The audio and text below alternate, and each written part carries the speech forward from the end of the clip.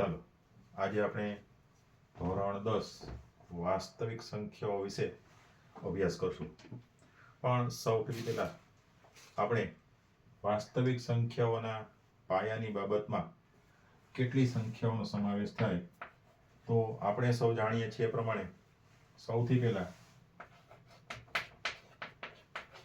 પ્રાકૃતિક સંખ્યાઓ, એના પછી પૂર્ણ સંખ્યાઓ, એના પછી પૂર્ણાંક સંખ્યાઓ, એના પછી સમય સંખ્યાઓ, એના પછી અસમય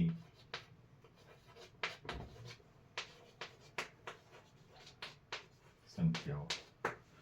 હવે જુઓ વિદ્યાર્થીઓ, સૌથી પહેલા આપણે પ્રાકૃતિક સંખ્યાઓ, પૂર્ણ સંખ્યાઓ, પૂર્ણાંક સંખ્યાઓ, સમય સંખ્યાઓ, અસમય સંખ્યાઓ, આ બધી જ સંખ્યાઓનો સમાવેશ કરીએ તો એ બધી જ સંખ્યાઓના સમાવેશ કર્યા પછી આપણને જે મળે છે એ છે વાસ્તવિક સંખ્યાઓ. એટલે ટૂંકમાં આપણે એવું પણ કહી શકીએ કે આ બધી જ સંખ્યાઓનો સમાવેશ વાસ્તવિક સંખ્યાઓમાં થશે. હવે સૌથી પહેલા આપણે હજી થોડીક પાયાની બાબતોમાં સમજીએ તો કે પ્રાકૃતિક સંખ્યાઓની અંદર શું શું હોય. તો પ્રાકૃતિક સંખ્યાની અંદર આપણે જાણીએ છીએ પ્રમાણે 1 2 3 4 અનંત સુધી, એટલે કે 1 2 3 4 થી શરૂ કરી જેટલી લેવી ત્યાં સુધી લઈ શકીએ. પૂર્ણ સંખ્યાઓ તો આપણને ખબર છે પૂર્ણની અંદર 0 1 2 3 4 જેટલી લેવી છે લઈ શકીએ. પછી આવે છે પૂર્ણાંક સંખ્યાઓ. તો પૂર્ણાંક સંખ્યાઓની અંદર અનંત -3 -2 -1 0 1 2 3. હવે જો પૂર્ણાંક સંખ્યાઓની અંદર આપણે 3 ભાગ જોયા. 0 તો છે, 1 2 3 પણ એટલે કે ધન સંખ્યાઓ પણ છે અને ઋણ સંખ્યાઓ પણ છે. પ્રાકૃતિક સંખ્યાની શરૂઆત ક્યાંથી થઈ? 1 2 3 4 થી. પૂર્ણ સંખ્યામાં તો કે 1 0 છે એડ થયો. એના પછી પૂર્ણાંક સંખ્યાની અંદર -3 -2 -1 0 1 2 3. તો આ સામાન્ય સંખ્યાઓ થઈ. પછી વાત કરીએ સમય સંખ્યાઓની. તો સમય સંખ્યા એટલે કેવી સંખ્યાઓ? તો આપણે સૌથી સરળ ભાષામાં સમજીએ કે જે સંખ્યાઓનું સ્વરૂપ p/q એટલે કે અંશ અને છેદવાળું સ્વરૂપ હોય તો એવી તમામ સંખ્યાઓને કેવી સંખ્યાઓ કહેવાય? તો કે સમય સંખ્યા કહેવાય.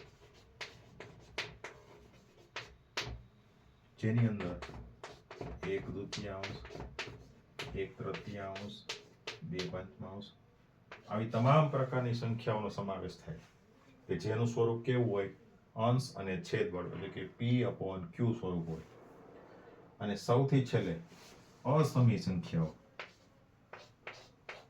√3, √2, √1 આવી સંખ્યાઓ જે આવે કે જે સંખ્યાઓનું વર્ગમૂળ ન નીકળી શકે એવી તમામ સંખ્યાઓનો સમાવેશ શેમાં થાય? અસમય સંખ્યા. ઉપરાંત પાઈનો ગુણક આપણે સૌ જાણીએ છીએ પાઈની કિંમત કેટલી છે? પાઈની કિંમત છે 22/7 અથવા તો 3.14. આના ગુણકની કોઈ પણ સંખ્યાઓ આવે તો એ તમામ સંખ્યાઓ છે એ તમામ સંખ્યાઓ શેમાં આવે? અસમય સંખ્યામાં.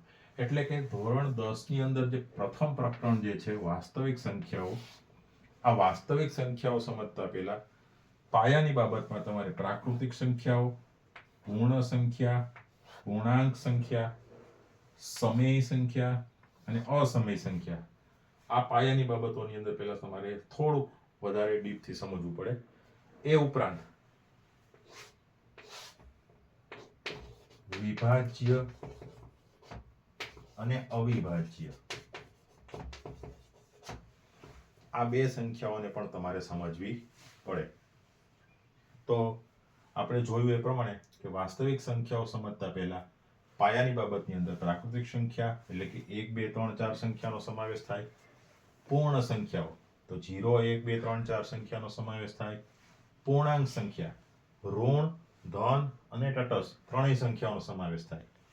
ત્યાર પછી સમય સંખ્યા, તો સમય સંખ્યાની અંદર p/q એટલે કે અંશ અને છેદવાળું સ્વરૂપ એનો સમાવેશ થાય. અસમય સંખ્યા, તો અસમય સંખ્યાની અંદર √3 √2 √1 અને પાઈના ગુણકોનો સમાવેશ થાય છે.